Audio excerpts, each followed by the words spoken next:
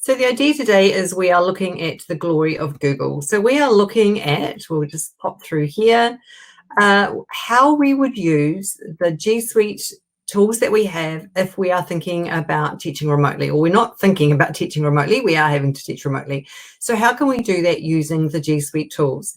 So we're going to take a look at managing, how we would manage our tasks, how we would manage ourselves, and how we would manage our files. So that's going to be looking mostly at Google Drive itself. We're going to be looking at how we can be collaborating, so the sharing function on docs, slides, and all of those other wonderful G Suite tools, how we can communicate with our students, so using Google Classroom as a form of communicating our learning with our students, how we would connect with our students, so how we would use Google Meet for that, and how we would just help our students and ourselves just to be organized with all the different tasks and things that we have to do when we're working remotely. And I guess before we start, it's probably a really good thing to point out that, as I said, we're on day 12, I think, of lockdown here in New Zealand. And really, when we're thinking about teaching remotely with our students, we need to keep in mind that what it's going to look like for them remotely and what it looked like for them in the classroom are two very different things. So we need to be kind to ourselves as teachers to get our heads around this, to understand how this is going to work and to cope with the stress and the strange feelings that it brings out in all of us as well. And then think, how is it going to be for our students as well? One of the biggest comments that we've had here in New Zealand at the moment is that many families have students at home where mum and dad are actually trying to work from home as well. They have limited devices. They have a number of children in their family who are all trying to access their device. And it's just not as easy as what it is in the classroom. So keeping those things in mind as well, we're going to be thinking about that as we go through also. So thinking about managing our files. So how is that going to look inside our G Suite domain? So I'm just going to pop out of here in a moment. Now, if I just come back to this, if you just look in the chat in the slides, you will notice at the top there is a sticky note, and on the sticky note there is a there's a shortened link, and that will give you access to these slides. So you will have access to the slides. The shortened link is in the sticky note, but it's also on a slide at the end here, so I'll share that with you as we go through. Now, looking at our Google Drive, so I did actually have my drive open, of course, nice and ready, and now it's disappeared. So let me just jump out and open that for you again. And this is probably a good time to talk about how we can maximize our organization skills. So I've got my Google Drive linked here, or bookmarked here, sorry. And it's just one click and I'm into my drive. So if you aren't somebody who's using bookmarks, that could be something straight away that's going to help with your organization for you and for your students. Now, if you're not sure how to bookmark something, the quickest way, and I am assuming here actually that you are all using the Google Chrome web browser. If you're not, it is a good tip. Use Google Chrome as it works best with G Suite, as they are made by the same person and they are made beautifully to work together. So I'm in my Google Chrome browser. Now up here in this is officially called your Omnibox. So if you want some vocabulary today, guys, there's a word for you. This is your Omnibox, or where your URLs live. And you'll notice that my little blue star here is already colored in because I've already bookmarked this page. So to bookmark, I'm just going to unbookmark that to show you. You just click on the blue star and it bookmarks. It opens up here. Now I'll explain in a moment why I've got no name on there. And let's just remove it and I'll show you the process. Click on the star and it bookmarks it. At the moment, it's going to go into my other bookmarks and I want it to sit on my bookmark bar. So I choose bookmark bar and then I click done. Now, you can't see it now because I've got so many bookmarks. It's come down under these little arrows here. So if I come all the way to the bottom of my bookmarks, here's my drive, the one that I just bookmarked.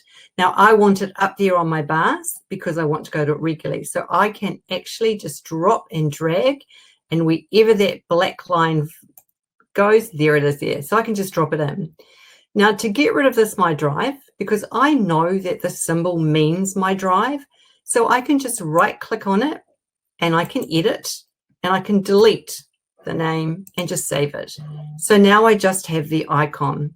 So that's a really nice way of being able to put things that you visit regularly. You'll see I've got Classroom here also. So just by bookmarking it is a nice, quick, easy way to get to what you're seeing. Now, if you are bookmarking, and quite often if your students are on Chromebooks for the first time, or they've logged into their account for the first time, they sometimes don't see the bookmarks here. Even though they bookmark it, it doesn't appear. So under your three dots on the right-hand side here, if you click on those three dots and you come down to bookmarks, you just make sure that show bookmark bar is ticked. Okay, so we've bookmarked our drive and we're in here.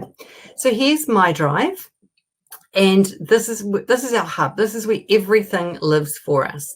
So just very quickly, it's your drive. Your folders are always going to sit at the top, and your unfiled files will sit at the bottom. And you'll notice that they are organized alphabetically. Now over here, there's a little name with an up arrow. So you could change the order of that if you want. So instead of going A to Z, they would be in order Z to A. So mine are now A to Z. Now a little tip here, if there are some folders, for example, my UTB folder, it starts with a U, but it's something that I go to a lot. So I don't want it sitting at the end of my folder file, especially if you're one of those people who has a lot of folders. So what you can do is you can right click on a folder and you can rename. Here's your option to rename. And when you rename it, if you put a symbol or a number in front of the name, that's going to supersede the alphabetical order. So you can force some folders to the front of your system by popping a symbol or a number in front. And so you can see all of these ones at the top here that aren't in alphabetical order. It's because they all have a symbol in front of them. So that's how we can organize our folders, and then our files will sit underneath that. So that's your drive. Now, another little tip for your drive is next to it on the very left-hand side here, you have Google's beautiful little arrow triangle, whatever you want to refer to it. If you click that there, it will open the folder structure of your drive. So you can see all these folders here have now also appeared here. So instead of having to click through all your folders, if you've got sub-levels of folders, you can just click into these and it will open those folders. So if I click in lesson ideas, it's going to drop down all the folders that are inside lesson ideas, and then I can go to my literacy folder, and then I can go straight to wherever it is I want to in my literacy folder. So being able to use this side here can be a very quick way of navigating around your drive. You can also drag, drop and drag. So if I wanted, let's say I wanted this here to go into my literacy, you can see as soon as it turns blue and I let that go, it's disappeared. It's just been dragged into there. So a really quick way to be able to navigate around. Click on it again and it will just close everything up. So that's your drive. Underneath your drive is your shared drive. Now, your shared drives do not belong to you. So your shared drives are the drives that your domain or your organization, has put in there, and they are owned by your organization. So anything that goes in your shared drives does not belong to you. It belongs to the domain in your organization. And you can't share folders out of shared drives. So shared drives really came about when teachers were leaving schools and they had made some planning templates, or they had created some documents that were used by other teachers. And when their account was closed down, schools were starting to lose some of that documentation. So by popping it in shared drives means that when teachers come and go, you don't lose the documents that those teachers create. You have your shared with me, which tends to drive some people crazy because you literally cannot organize your shared me. It's things that other people have shared with you. So they're not your files. So the only thing that you can really share, only way that you can really organize it, again, over here is by share date. Now, some of these things here, you can move to your drive or you can add to your drive, but as long as they're in the shared with me, they are just going to be one long running stream of documents. So if you're somebody who likes things nice and tidy, probably best just to stay out of your shed with me. I could, for example, I could click on this. Once I click on the document, it brings me up the options of what I can do with it. So you'll notice it says add a shortcut to my drive to open this file from wherever I want it. So because it's sitting in my shed with me, it's not sitting in my own drive, I can click on this drive icon here and I can create a shortcut and pop that shortcut into my drive. So I can just choose the folders that I want it to go into. My internet's been a little bit slow, but I could choose. So I know that's a Google folder, so it's going to go into Google. And I can keep going down into my subfolders and then just click Add Shortcut when I'm ready to add it. Now, you may be thinking, the last time you did this, it may have said Move here as opposed to Add a Shortcut. So you'll notice this is a newish update. So now it just adds a shortcut. It leaves the original here and just kind of makes like a light copy of it in your drive and just connects it to a place in your drive, but the root file is still living here. Your recent is just that, the files that you've recently opened. So again, in terms of organization, really good to teach your students that if they've recently opened a document, they've closed it, and then they just can't find it, coming back to the recent is one of the quicker ways of being able to get it. We'll touch on start in a moment, and of course your bin is your bin. And up the top here is your priority. Now, priority is a really fantastic way of being able to organize some things in your drive. So, sorry, I was just reading Adrian's message there. Okay, so your priority is a way of gathering some documents that all sit in different folders, but may be related to the same task.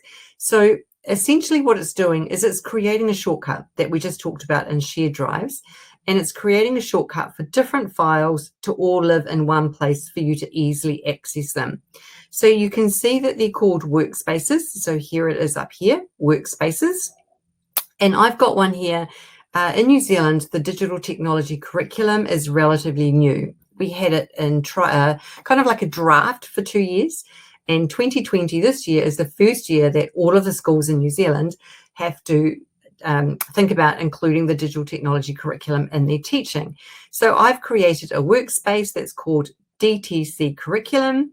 And inside that workspace, I have gathered a number of files that all live in different places in my drive. So I can just really easily access these things all in one place.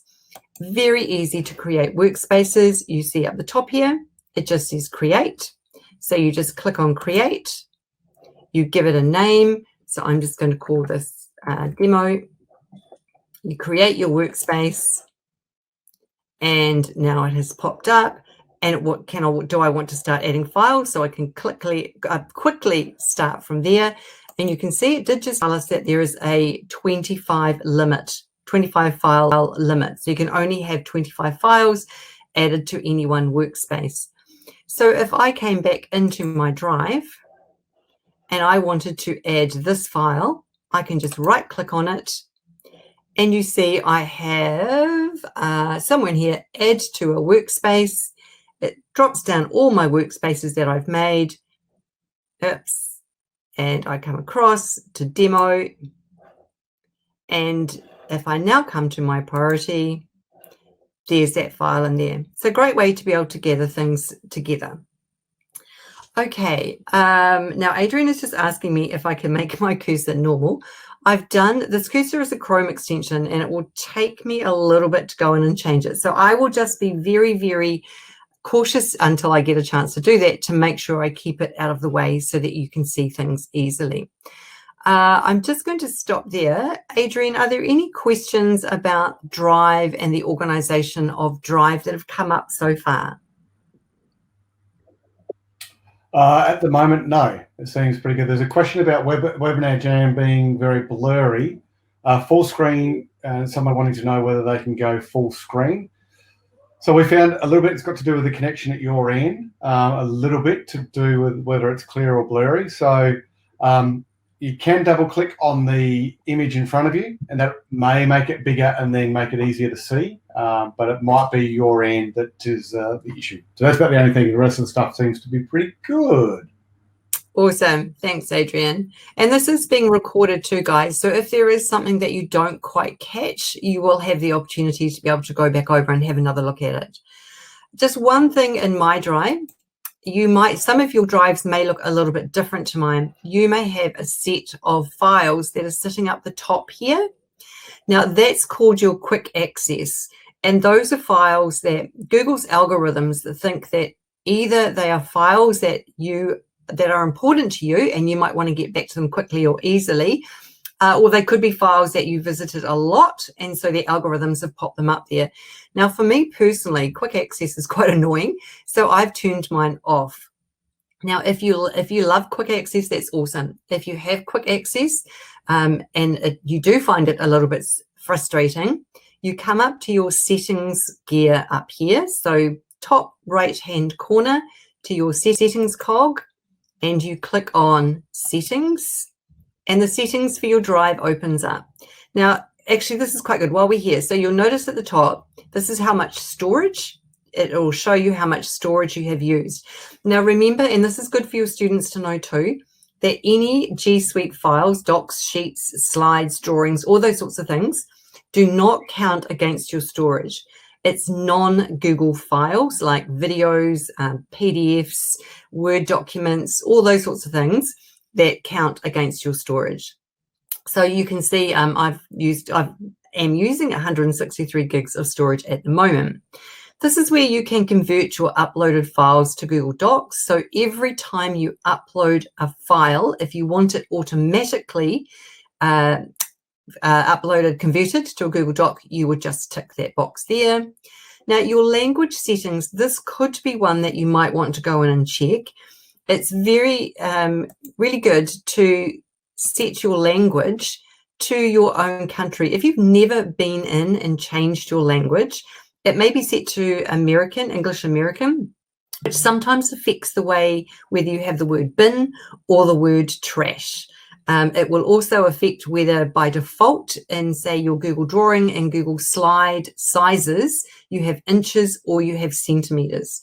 So just clicking on the pencil here will allow you to change that, and you can add other languages as well. So you might want to go in and check what yours is set to. Your density here, so this is how closed up or spaced out your things are within your drive. Offline is whether you want everything to be available to you offline. I wouldn't recommend checking that because you don't want everything offline. I'll show you later how we can just have a couple of things offline. And down here at the bottom, this is where you would turn off your quick access. So make relevant files handy. If that is ticked, then your quick access bar will be at the top. So if you don't want it, just untick that. And you can make your priority your homepage so that when you click on that drive that you've bookmarked, it will go straight to your priority. So those are the little things that you can change in settings. And you've also got your notifications on the left-hand side as well. And you can manage apps from there. So you can just have a little play in there also.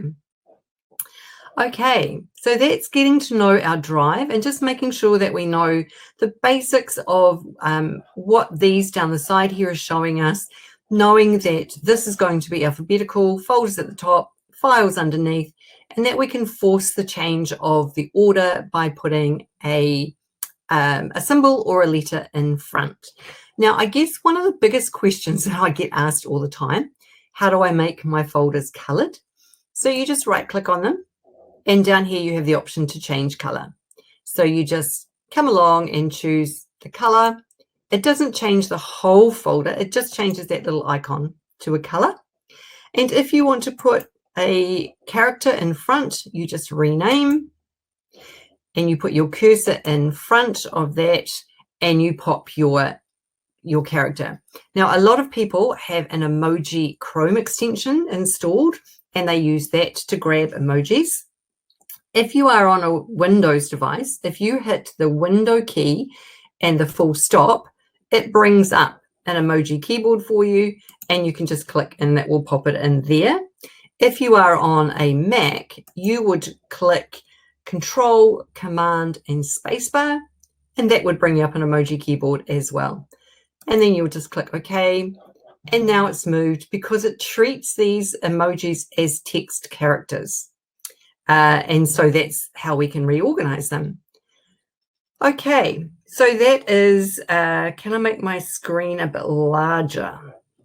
Let me have a look and see. There we go. Okay, has that helped people to see what we did there? Okay, we are going to jump back into the slides. Now, all of this information that I have been showing you, and I'll just put this into present so it's larger for people to see. So these are all in here for you, just as a reminders. I know often myself when I'm watching webinars and I'm watching somebody do something and go, oh, that's amazing. That's really cool. I'd love to do that. And then the webinar finishes and I finish all the other things I have to do and I go back and I can't remember how to do it.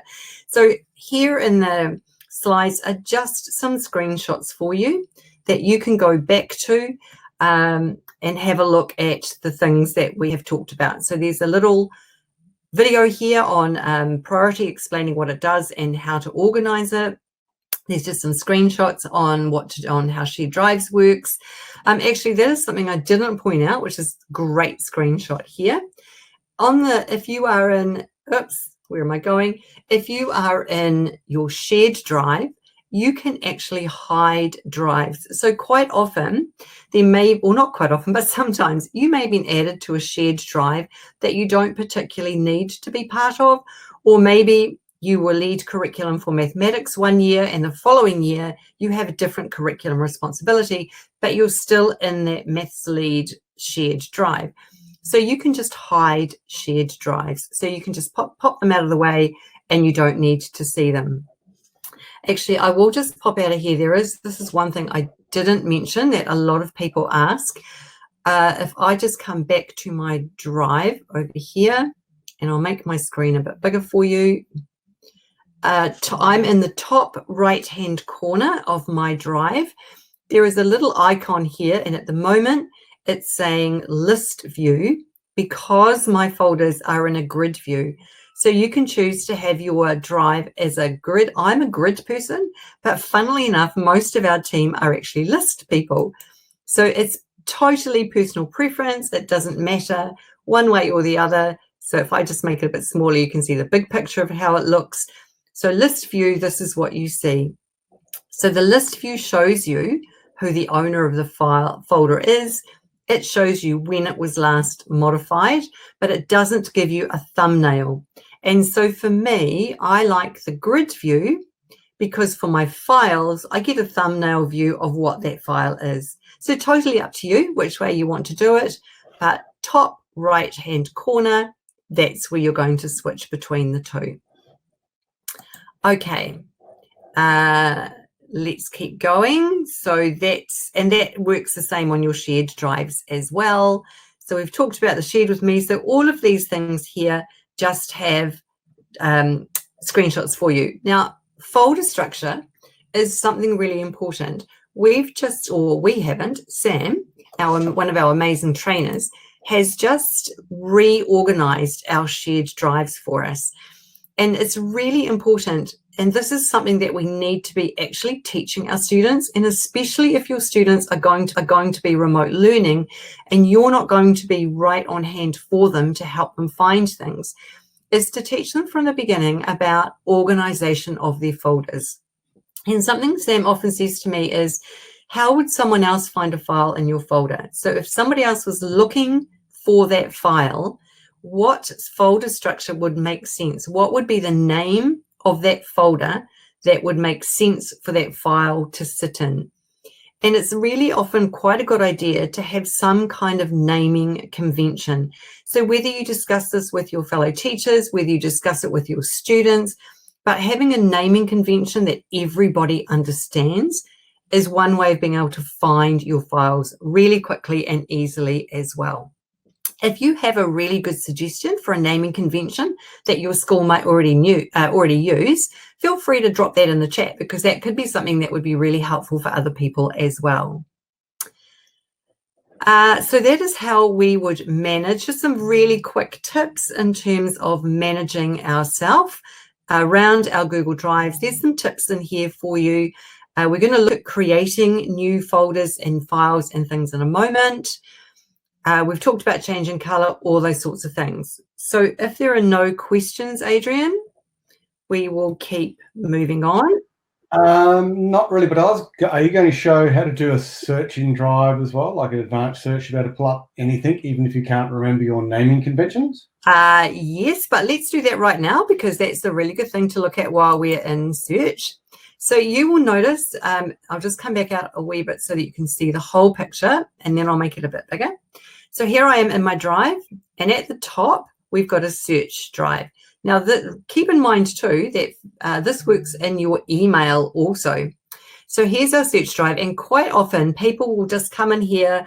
I know I had a file, and it was about, let me see, it was about, let's just say cats. Oops, got to spell it right though.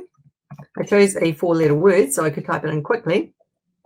And it's going to find everything in my folder, in my Drive, that, oh, I've got a lot of images of cats, that's got anything to do with cat. Now, I can scroll through here for ages trying to find the thing I want. If I click this little drop-down arrow, over here on the right-hand side of your search bar, there is a little arrow, and that opens up your advanced search features. And this is a far more effective way of searching than just typing in the word and going for it. So what type of file is this? So you can see straight away, you can narrow down that search. Let's say the type of file I'm looking for is a document. So now it's going to get rid of anything that's not a document. Who is the owner? So anyone is going to search, obviously, files that are owned by anyone, owned just by me, not owned by me, or if it's owned by a specific person, then you could type that person's email in. It's going to find them. And let's see, I know Adrian was the owner of that document. If it's a starred document, and we are coming back to that, so don't worry, I could tick starred. So you can see there's lots of different ways that we can narrow down this filter. So when was it created or last worked on? So there's some filters for you there. Shared with me, follow-ups, and then I hit search, and we see what we get back from that. So Adrian has no documents that he owns that have anything to do with cats. But if he did, it would show up there for me. So being able to search, and this is searching across my Drive, and it's searching across shared drives as well. And those same search parameters are in your email. So really good way of filtering down in your emails also. Thanks for that, Adrian. And with that, sorry, Donna, I'll just jump in quietly in the background here. It will also search contextually, which means that it will look for words inside PDFs. Yes. And it will also search images. So if you've got a picture of a cat there, it'll also search a picture of a cat. So it's quite a powerful way of finding something, but it's far better to be organized with your file structure rather than relying on having to search for stuff all the time. That's all.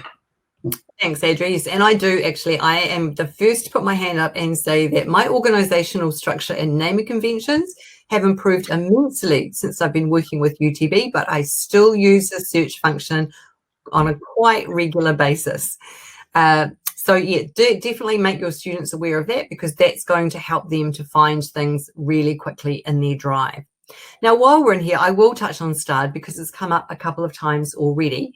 So if I click on starred over here, starred is a way of coming back to things that you use all the time or things that are very important. So if I just, let me just come back to my Drive for a moment. If I have this folder here, this is a slide. Now, this could be something that I'm working on, and I know I'm going to be working on this over the next 2 or 3 weeks, and I want to be able to access it and really quickly.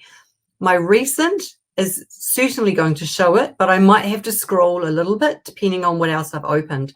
So if I right click on this, then up on here, I have an option to add to start.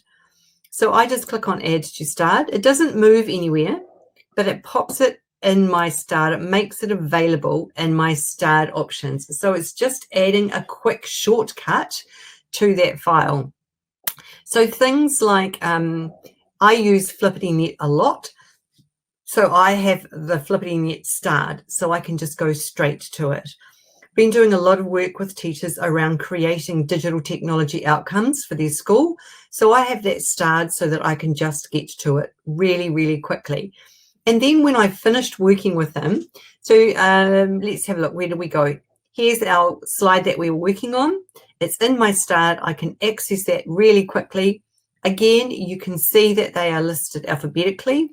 Once I've finished, I can right click and then I can just remove from start, and so it no longer appears there. So when you're in your search function up here, if you know that it's been starred at some stage, then you can, let me just see if I can enlarge that. You can just click on your starred as well. So that's a really handy function. Okay, let's move on from our being organized and managing ourselves to collaborating. So how do we collaborate, or what are the ways that we can collaborate in our G Suite? Sharing, we all know. So Google Docs has an amazing reputation for being a fantastic collaborative platform. So I just have a Google Doc open here, and this is going to be a Google Doc that I'm going to be working on with some of my team.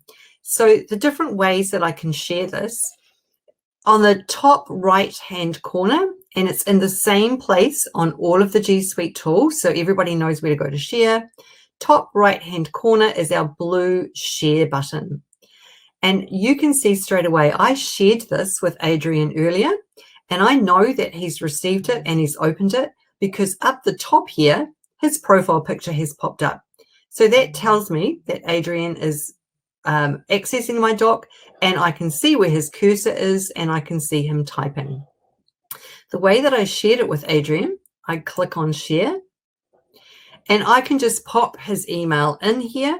So I just pop Adrian, click on his name, and the biggest thing, I guess one of the things that you need to be aware of the most is this icon on the right-hand side.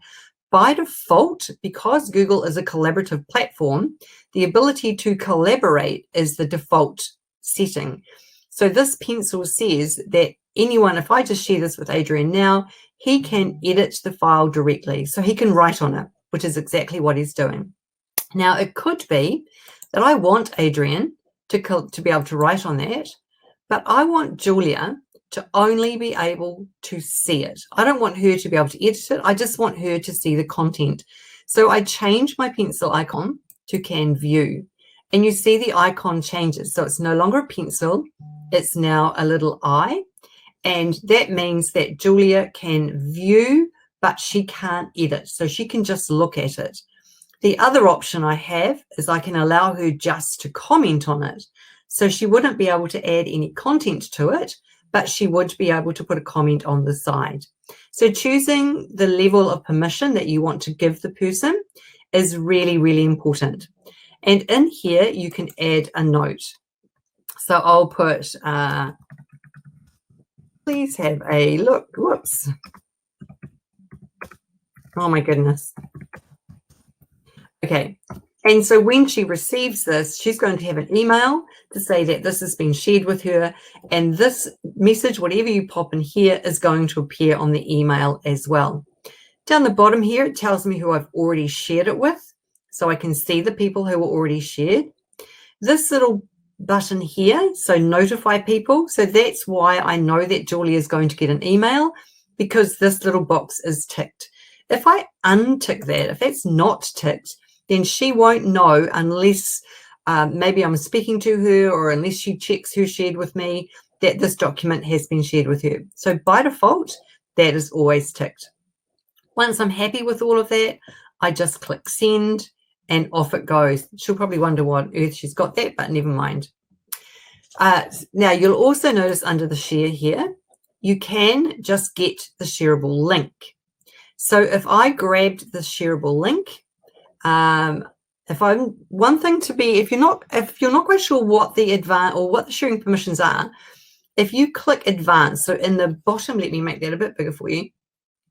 In the bottom right-hand corner, when you clicked on that share button, it says advanced. And what that does is it pops out the full sharing menu for us. So here's our link. At the moment, it's telling me that this is shared so that only specific people can access it. So only the people down here whose email I have sent it directly to are able to see that document. Now, what I could do, if I wanted to make a change, I just click on the word change. And what I can do is, at the moment, it's specific people only. I can choose just to have people in my domain with the link, anyone in my domain, anyone, anywhere. So this top one here, on, anyone with the link, means anyone inside any domain, and they don't need to sign in to be able to access it, or anyone on the web. I don't think I've ever used public on the web. I've only ever gone as far as anyone with the link. Public on the web means that people can search it and find it as well. But if I'm just going to share it, people with the link, this one here is the only one I even need to. So I can change it to that one. And now down the bottom here, it's telling me that now anyone, and they don't need to sign in, can view my document. And I can always come back in and change that and allow anyone to edit, anyone to comment, or anyone to view. So this is where, if I allow anyone to edit and I shared the link with you guys now, and you guys popped up on my file, this is where you would pop up as an anonymous animal and not with your email.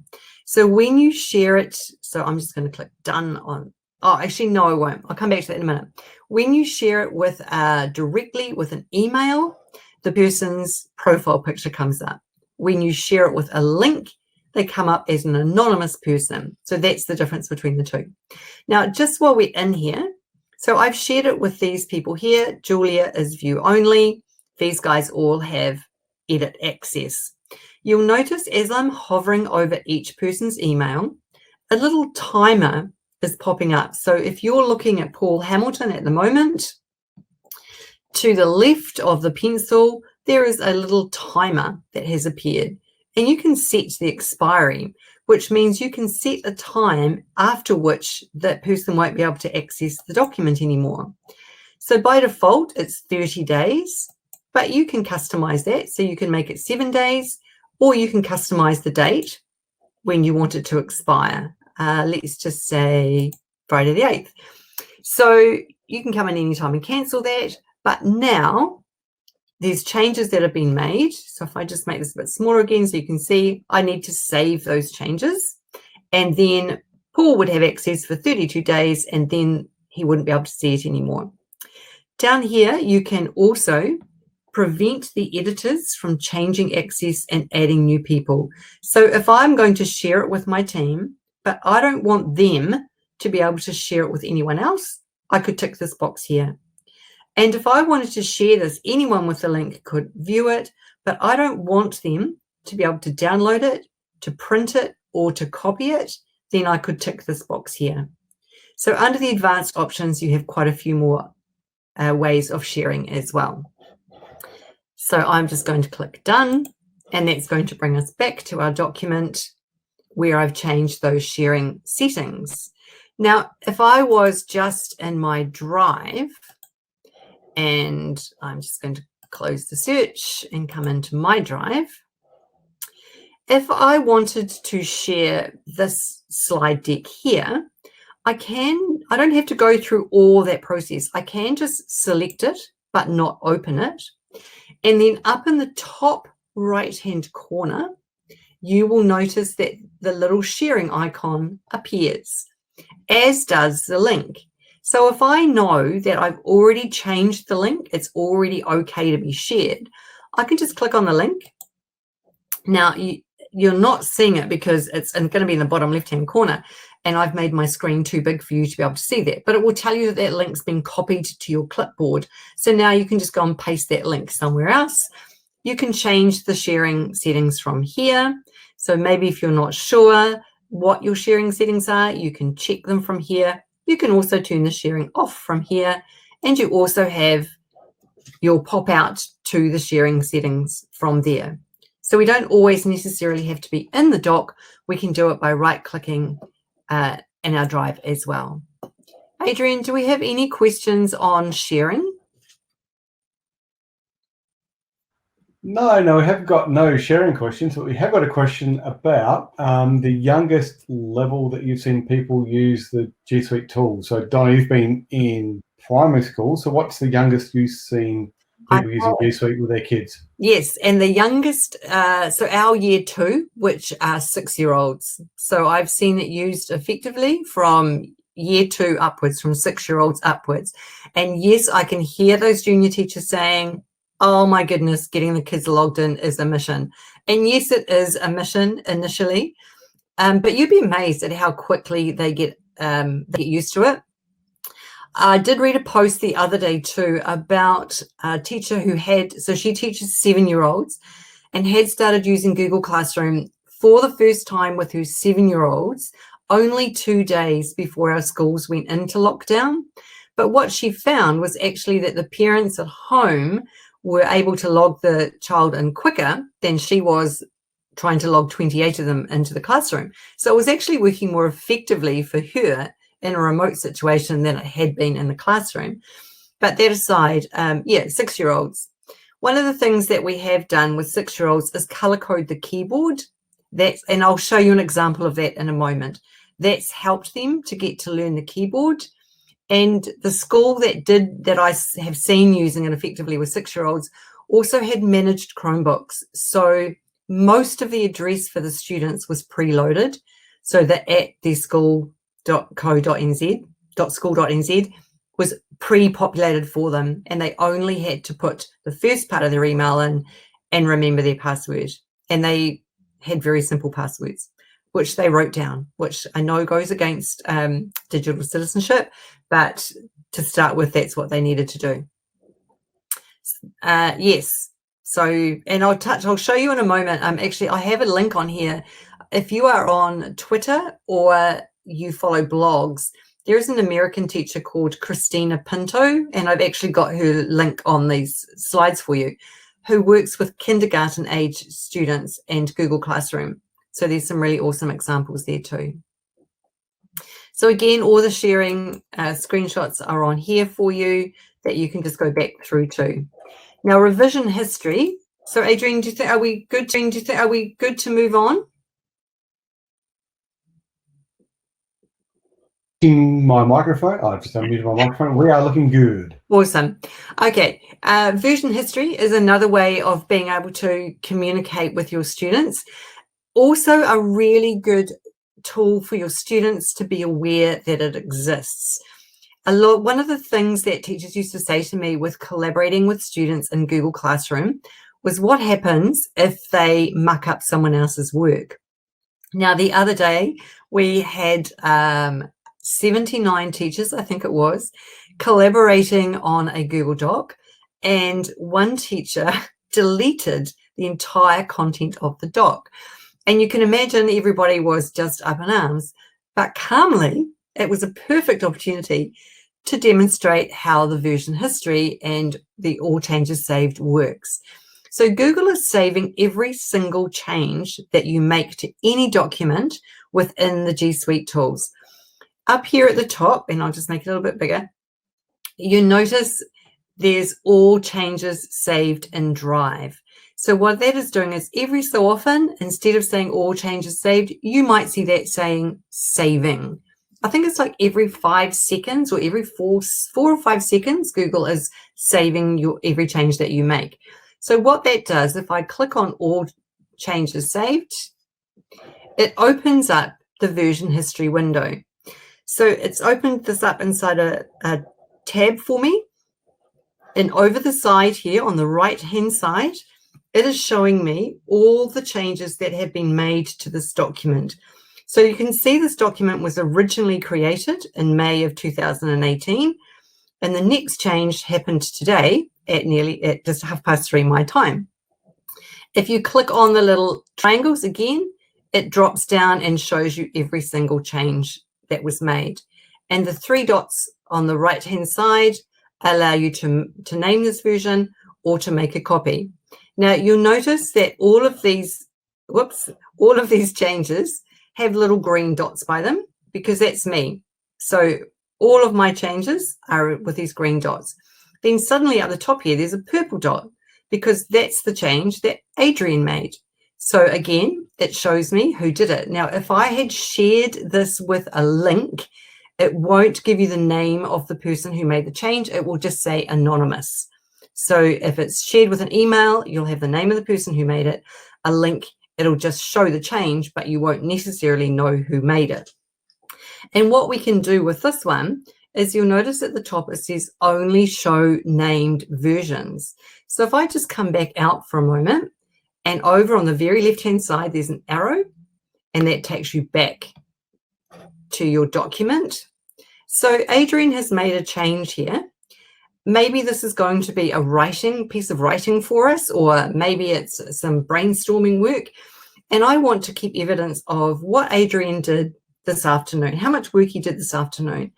So I can come up to File, and I can come down to Version History, and I can name this current version.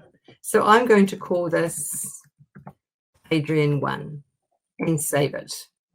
Okay, now Adrian's going to go back in and he's going to add some more content to this document. So it's going to make it a little bit smaller.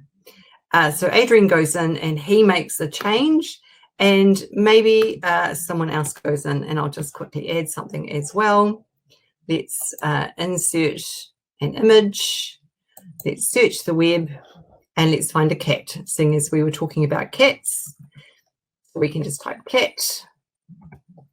Now, while we're doing this, good for you to realize that when we search this way, you notice that it has not taken me out to another tab. So it's just opened a side panel, which means it keeps your students in one place. And all of these images are licensed for reuse. So Google realizes that you're in an EDU domain, that you're searching inside a Google Doc, and so it only returns images that have Creative Commons license for your students to use. So I'm just going to double click on this one. Wherever my cursor was, so I had my cursor in the cell, which is why it's dropped that image in there. So it's going to drop the image in wherever you put your cursor. Okay, so now we've made a change to that document, and let's just put, I'm going to copy that text from there because it's quicker than typing it, and I'm going to drop it in there. And so now what I'm going to do is I'm going to come back to here, and I'm going to name this version again, only this time I'm going to call it Adrian 2, and I'm going to save that. And I've seen this used really effectively in classrooms where students have done some drafting and they've named it draft, and then they've conferenced with the teacher, teacher's given them feedback, or they've done some peer conferencing and they've had some feedback, they've gone away and made some changes, and they've named the second version. And so now we just come back into our all changes saved. And this time, what we're going to do is we're just going to turn on this button that says only show named versions. And so now all we see is Adrian 1 and Adrian 2. So all I have to look for, because I'm on Adrian 2, all I have to look for is what's highlighted green, because that's the change that was made from the last version. So in terms of being able to see what your students have done, if you've done some conferencing with them and you've sent them away to go and make some changes and they name it, when they come back, you just have to go into your version history, get them to name it, of course, look for that second version, and the changes they've made are in green. So it saves you having to reread the whole thing and remember what they did have and what they didn't have. You can see my image has a very slight green border around it to show that that was added in the second version, and the text is all highlighted green. So really nice way to be able to see changes and manage the collaboration between students on Google Docs. And that version history exists in Google Slides, it exists in Google Sheets, it exists in Google Drawings, so it's right across the G Suite tools. Any questions there, Adrian? Yeah, no, at the moment, no. Mind you, my browser did refresh itself and I lost all the other previous questions, but I think I'm pretty well up to date. Okay, thanks, Adrian. And of course, one of the biggest parts of collaborating on a Google Doc, if I just highlight a word, this comment option pops up here. So as students are working, you can be giving them feedback on their work and giving them, offering them suggestions, and students can be commenting on each other's work. Now, if you want to specifically mention somebody, so you specifically want somebody to know that you've left a comment, if you put plus, straight away you see how it drops down some names, and then I want Adrian to get this notification. So Adrian, I'm going to say great ideas. You give feedback, you can give suggestions. Perfect. It even has our spell check in it. And now when I comment on this, that you see down here, it says the plus mention will add people to this discussion and send an email. So he will receive an email to say that there has been a comment made for him in this doc. So in terms of collaborating with your colleagues or collaborating with your students or student to student, being able to plus mention them is a great way of drawing their attention to the fact that there is a comment for them to make. You can also assign something, and I'll show you in a moment what the advantage of assigning that is. And then I can just paste that and he's going to get that email, of which I'm sure he will ignore. Now that assign option, if I come back to my drive and we come back to our search filter, you know, quite often those emails will come through and you'll get those notifications and you go, oh, that's right. Adrian shared something with me and I know there was something I was meant to do. I just can't remember what it was. What was that doc again? I've got to go back through and find that email. If we come to our search, advanced search, and we come all the way to the bottom, right down the bottom it says follow up, and there's one of those magical drop-down triangles, and it says action items only. So when you assign something in that comment option, it makes it an action item. So I click on action item and click search, and it's going to show me, my goodness, all the documents where I have been mentioned and something has been assigned to me. And you can see, if I just make that a little bit bigger again for you, at the top of each of those documents, it tells me how many actions I have been assigned in each of those documents. So it's not so much that handy for you assigning it to someone, but the person who has been assigned it can very easily go back and find what they were assigned. The other option that we have in our Google Doc is up the top here. We have a comment here, so I just highlight it and the comment box pops up. In the very right hand side at the top, there's a tiny little pencil with a drop down arrow, and by default we are in editing mode, but I can change that to suggesting mode. And what that means is that any changes I make to this document now will only be suggestions. So if I think that word should be with, maybe I think that should be other people rather than others, you see that out to the right hand side it pops out a suggestion. So now when Adrian comes back in and he looks at this document, he can look at my suggestion and he can either accept the suggestion, in which case that change will be made, or he can reject the suggestion. But it's just a nice way of actually getting students particularly to look at the suggestions that you're making and have a think about whether they want to suggest it. So you are actually making that suggestion for them. They're just accepting it and the change will happen. They're not actually doing that thinking themselves. But as a first step for students to be able to see the sorts of things that you're meaning, it can be a nice way to get them to think about what you're asking them to do.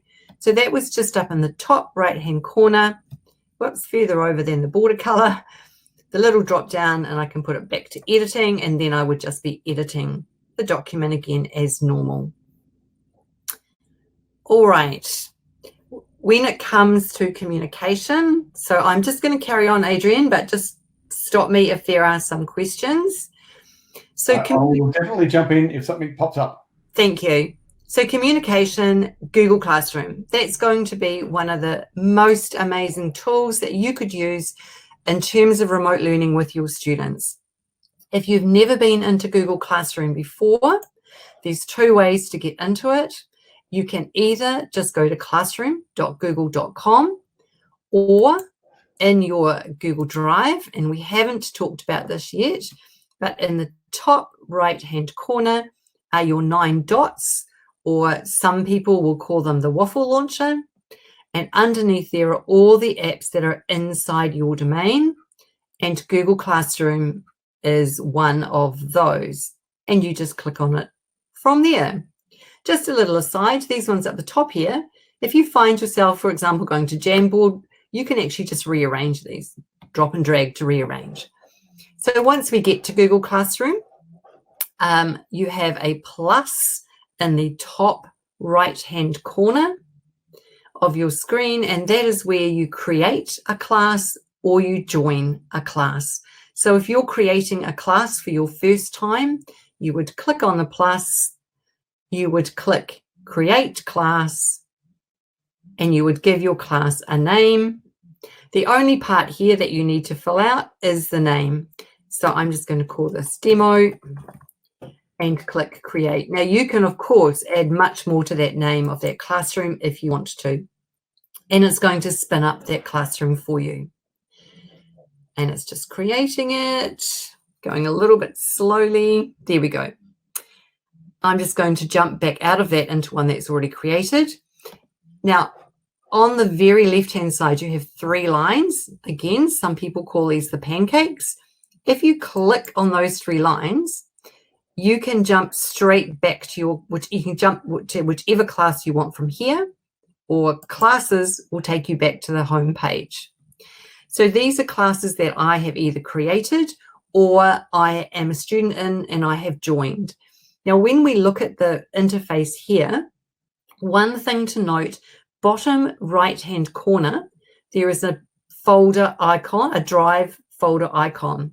Now, as soon as you create a Google Classroom, automatically Google creates a folder in your Google Drive and calls it Classroom. And then every assignment that you create is going to be hosted in your Drive in that folder. A lot of people don't realize that that folder was automatically put there by Google, and especially students, they can put that folder into the bin, because as soon as they join a classroom, there is automatically a folder in their Drive called Classroom as well.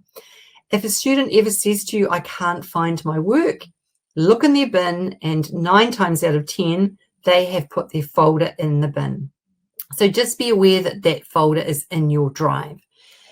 Okay, so then we come into our classroom, and by default, it opens to the stream page.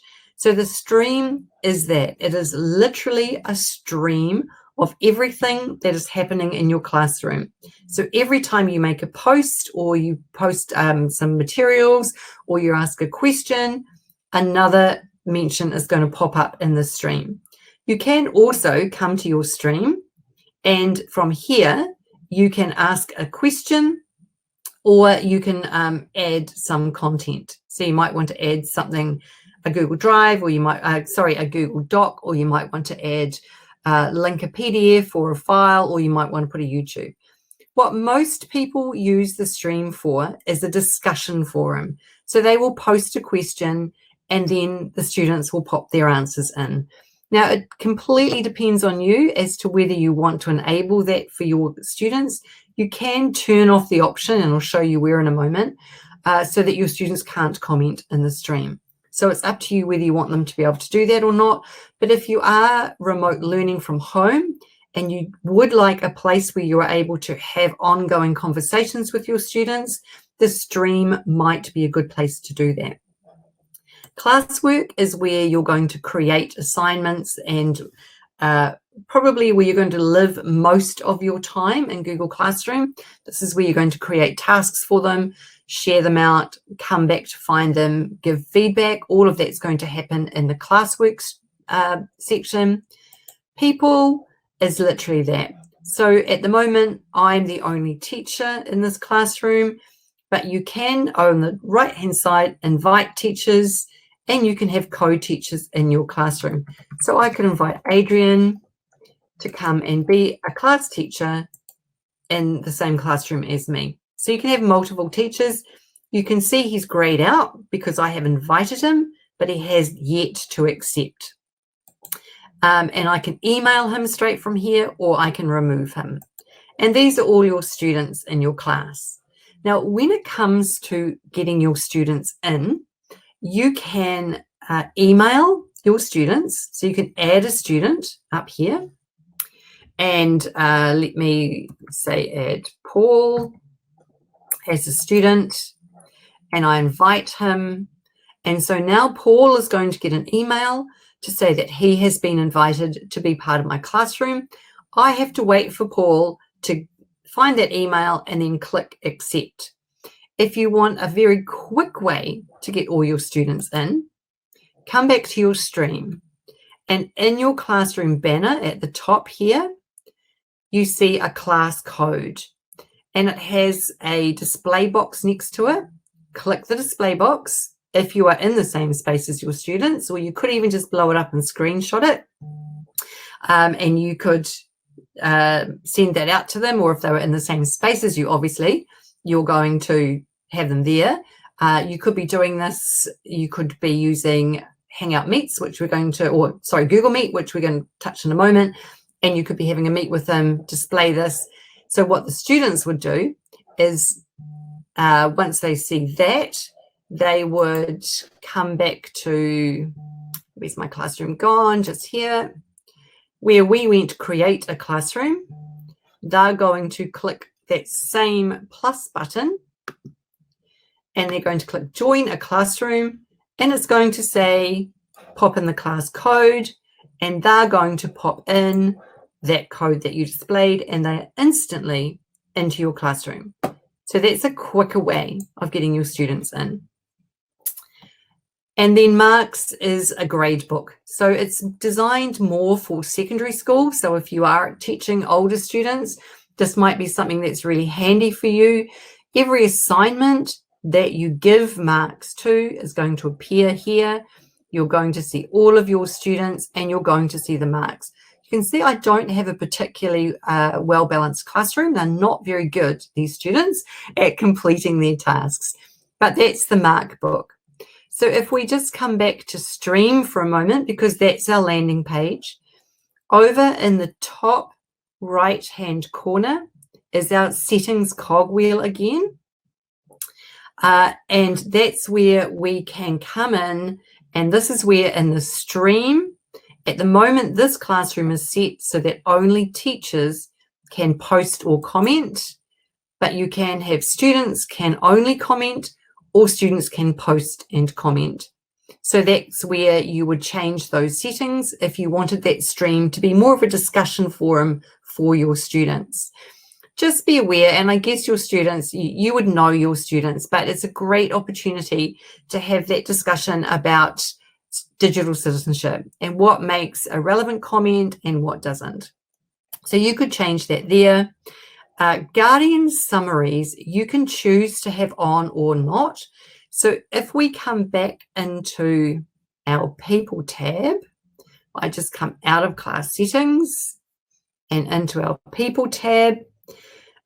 You'll notice down here, it says invite guardians, because I had that option turned on in my settings. And so what you can do is you can email the student. So you can see it goes to the student, and they get an email to say that their parents, can get guardian emails. It's quite good. I clicked on Lara. I'll explain that in a moment. And so what they then choose, they can get an email fortnightly, monthly, and what that email does is it just tells the parent what assignments the student has to do, what ones are missing, and what ones they have done. So it's up to you whether you want to have that interaction with your parents. Now, I clicked on Lara, and so I can see all of Lara's work. So I can see straight away what she hasn't done, and I can see what she has done. So clicking on the person, gives you that big picture overview as well. The other thing to be aware of, if I just come back to UTB, is under my pancakes here, right down. So these settings in the top right-hand corner that we just looked at are your overarching settings for all of your Google Classrooms. When you come down here, this is the setting for this classroom, and this is where you will find the notifications. So if you don't want to receive any notifications about your Google Classroom, you just turn email off and it turns off all notifications.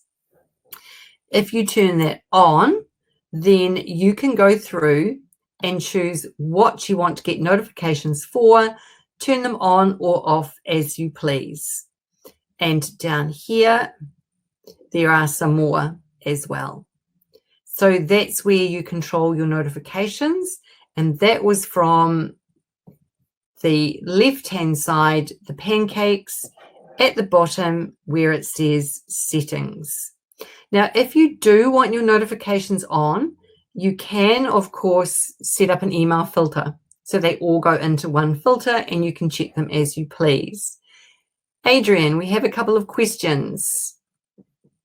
Correct. Alrighty. Someone's asked about the option to invite guardians. First, you've got to do what Donna just showed you there to see if it's actually been enabled for Classroom. If it doesn't appear there, then it's been turned off at the admin console and you have to talk to your IT people about it. So if it doesn't appear, Donna's about to show you where it should be. If it doesn't appear in here, the Guardian bit there, then it's been turned off globally for all your classes. So that's the first one. Second one, Donna, from you, it's just a point of view from a teaching point of view in the primary school. Would you recommend one classroom for primary classes? Would you recommend one classroom and set different learning areas as topics, or one classroom per learning area? Great question. Great question. Now, this is something we didn't look at, so we'll look at this as the topics down here. So I know teachers who work both ways. I know teachers who create classrooms for each learning area, and then they make the topics their groups. One of the biggest faults that teachers find with Google Classroom at the moment is you can't create a group. You can select students, but you have to manually go through and do that each time you create an assignment. And I know teachers who create one classroom and they use their topics as their grouping system. Now, for my personal opinion, and again, it's complete, you know your students way better than anyone else. So you know what your students can cope with. From my experience, I have found that the younger the students, the more difficult it is to cope, the more classrooms they get. So my workaround has always been to have just one classroom. And inside that classroom, I use my topics as my groups. And I'll show you how we can do that in a moment. So yeah, I mean, totally different classrooms for different subject areas. If you know that your students can cope with that, it's a great way of doing it. Younger students, the simpler you can keep it, the easier it is for them to navigate.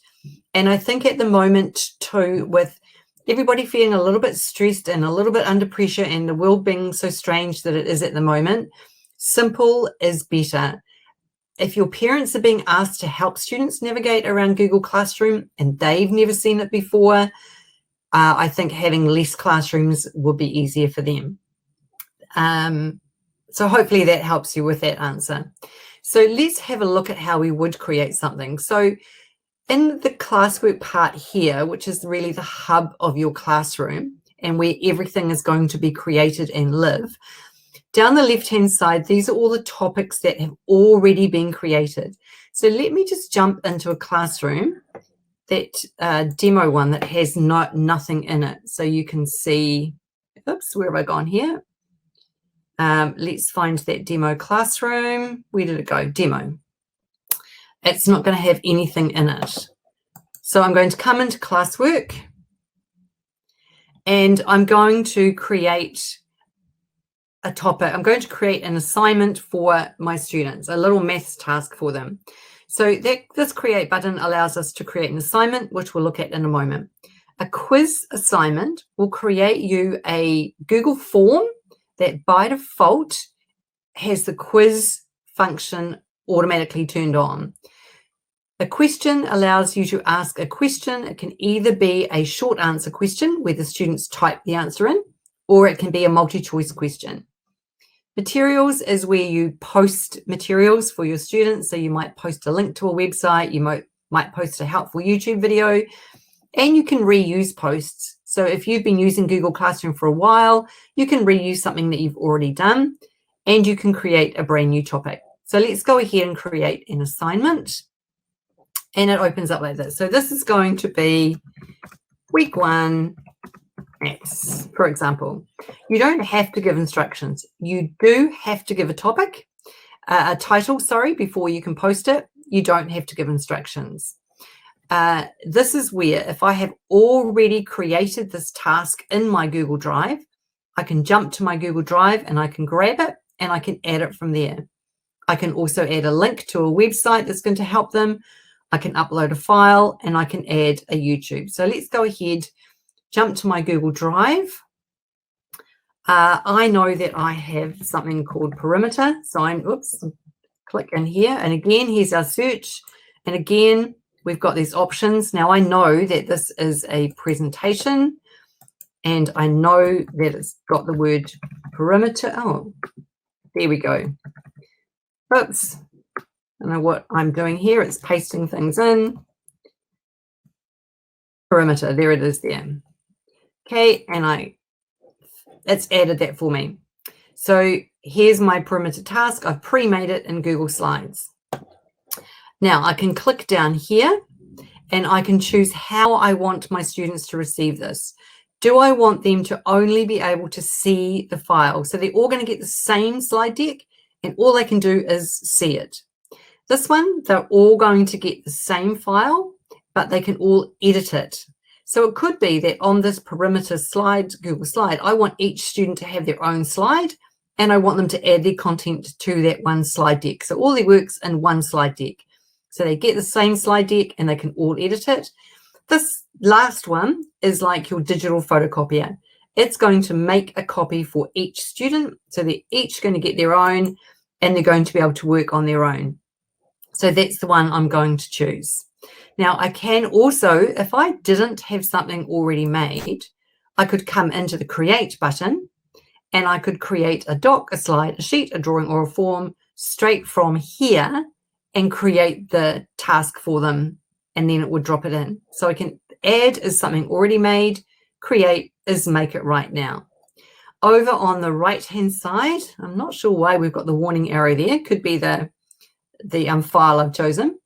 Over here, I can choose the classroom. So at the moment, I'm in my demo classroom, but I could also share this to other classes at the same time. By default, it's going to go to all students. Oh, that's why it's got a warning sign because I don't have any students. So let me just jump into this one over here and show you that when I create in here, under all students, then I can untick that and I could just send it to just those 2 students. So you can, it's kind of the only way at the moment of being able to differentiate in terms of groups. Then, actually, let me just add that one to here so that we can send that off. I just want, no, I thought it might come up under my, will it come up as a recent presentation? No. So let's type in perimeter. There it is there. And make a copy. There's no warning sign now because I actually have students to send it to. Okay, let's give it a title. So points, you can choose. This is where it goes into your mark book. So you can change that number. You just change it manually. So the points you just change to whatever you want. Select a due date. Now, selecting a due date is quite helpful for your students to stay organized especially when they're working remotely. I'm going to put a time on that as well. Let's just put 3 p.m. Okay, so every time you create a Google Classroom, not only does it put that folder in your Google Drive, but it also creates you a calendar for that Google Classroom in your calendars. So by putting a due date and time, that's going to help the students to stay organized. And then this is under topic. This is where we can add it to our topics. So if I was in this one where we had nothing at the moment, no topics, this is where I create a topic. And so this might be, this is where I could say read group. So this is going to be read groups. You can also attach rubrics, and originality reports are great for more secondary school students. And it's going to run a plagiarism checker, but be aware that you can only do it 3 times for free on any one classroom. And then you assign it and send it off to your students. And so if I assign that now, if I come back to this one, is it going to assign it? Then my topics become my classes. Oops. Okay, it's because I've got no students in there. But if I come back into my other classroom, this one here, let me just come out of that one. Okay, and so down the side, I would have red group, blue group, green group, and they would be the groups. So whichever way you feel is going to work best for your students. Okay, so we are nearly running out of time. Are there any questions about Google Classroom?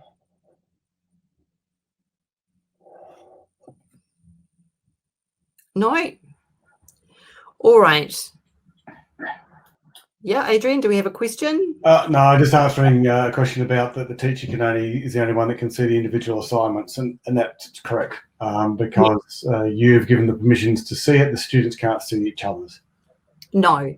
And for you as the teacher to have a look at their assignments, you would just come to, where's one that I know has got some work in it? So you would just click on the assignment that you've given them. You click on View Assignment, and it shows you a big picture overview. So you see all of your students, you see who's handed it in, you see who hasn't handed it in. And then that's not a very good example. If I just jump to, I'll just jump to another one. One of the amazing things in Google Classroom is the feedback option. So if I jump out to Tim, it opens Tim's in a new tab, but inside a shell. And so what I can do is, you'll notice up the top here, because I opened Tim's, it's showing me Tim.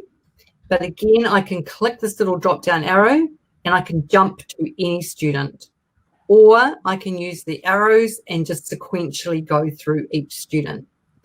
And over on the right-hand side, you will see there is a file section.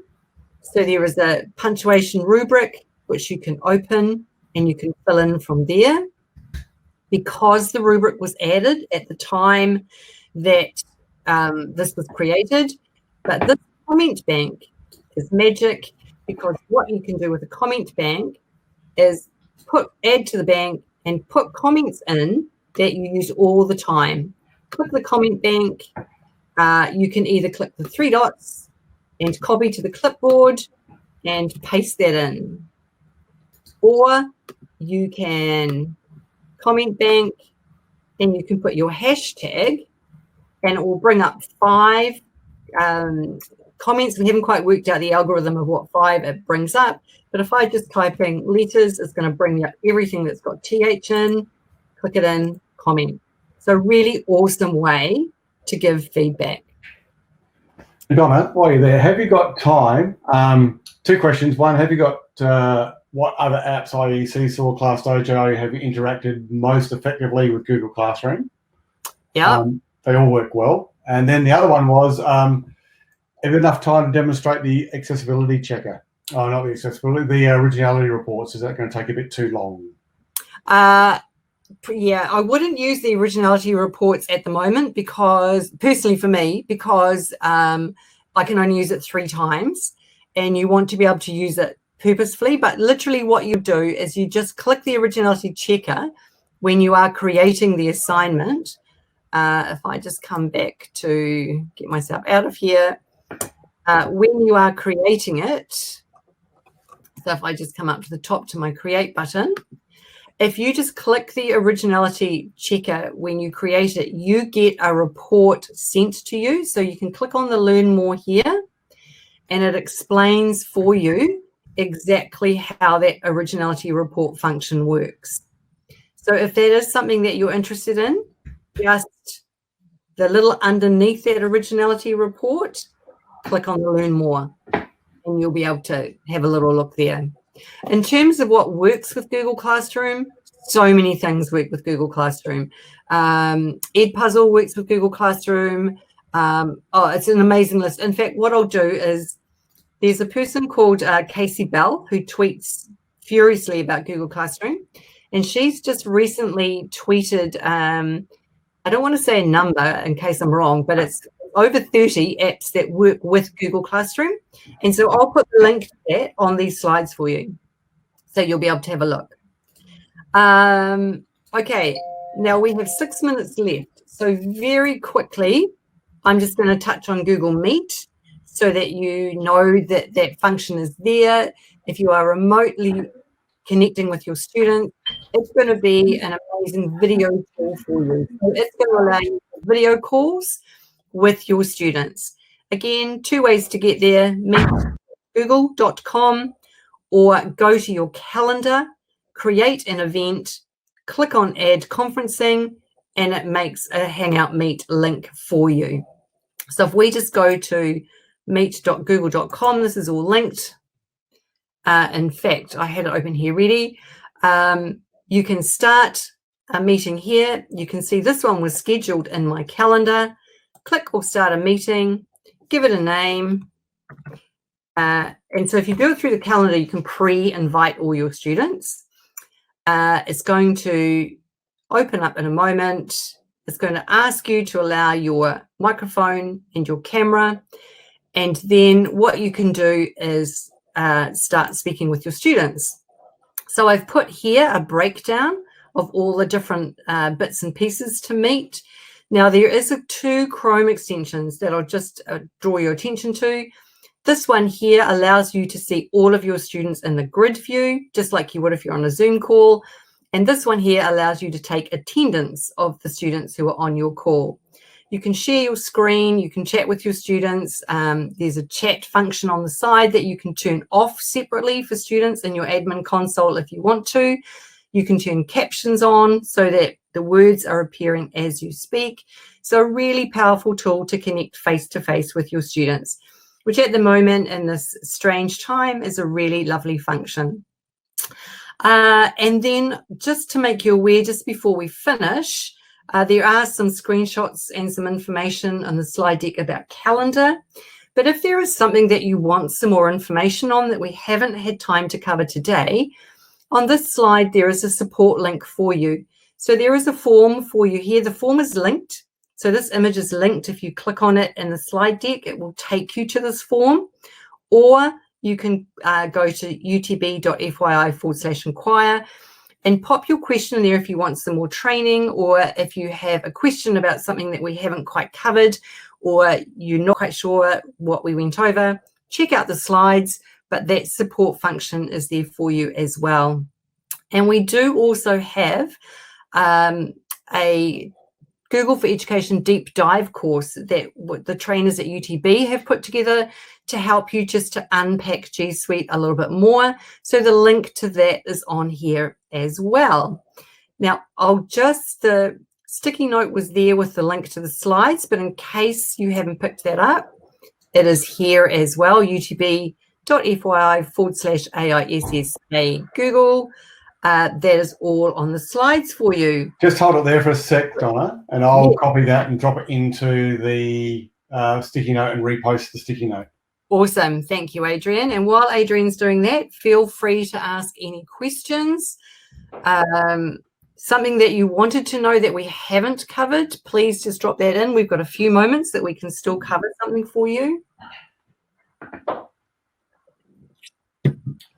So someone's asked how to get the slides. If you go utb.fyi, AISA, and then Google, just like it's on the top there, that will get you there.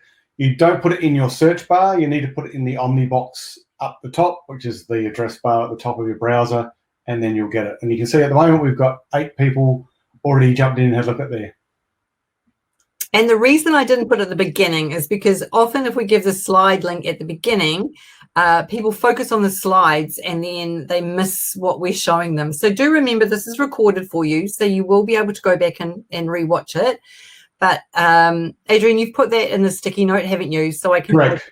Yeah. Yes. So come back to the support if you need more support, if you would like more training, and you've got the link to the slides now. That's on there as well. And also maybe check out our deep dive course if you think that's going to be of some help to you. There's 10 modules, covers 10 different tools inside the G Suite toolbox. Hopefully that's given you a good overview of how you could connect remotely with your students using G Suite. I'm sure you have some more questions. So I got one for regarding Meet versus Zoom in terms of, I don't know if that's quality. The quality of the video is pretty much the same. The Meet works very quickly and easily out of your Google account. Zoom, you've got to jump in and out again to do it. There's a bit of chatter at the moment about the security in Zoom. So from an education point of view, just be aware of that. And because you're operating Meet out of your Google account, then it's kind of all controlled under your Google domain, which the school has control over. And if you do record your meetings, it's saved directly into your drive. So you don't need to go somewhere else to go and find it either. So that's quite a nice function of Meet as well. Any other questions there, Adrian?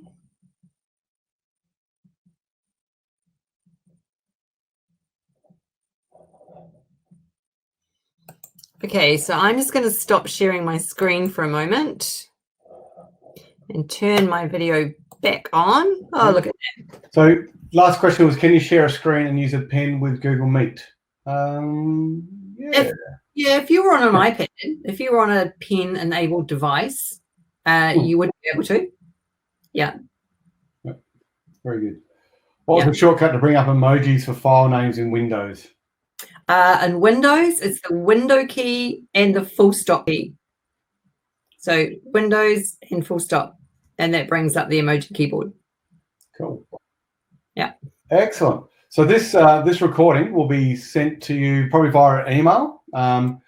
Within a bit, it's going to be uploaded and kind of then done. And also, I understand AISA is going to drop it on their website as well. So there's be 2 ways of getting it. It will take a while, might take a day or so to get there. But don't get too flustered if it's not there. If it doesn't turn up, then please either email Donna. That'll do.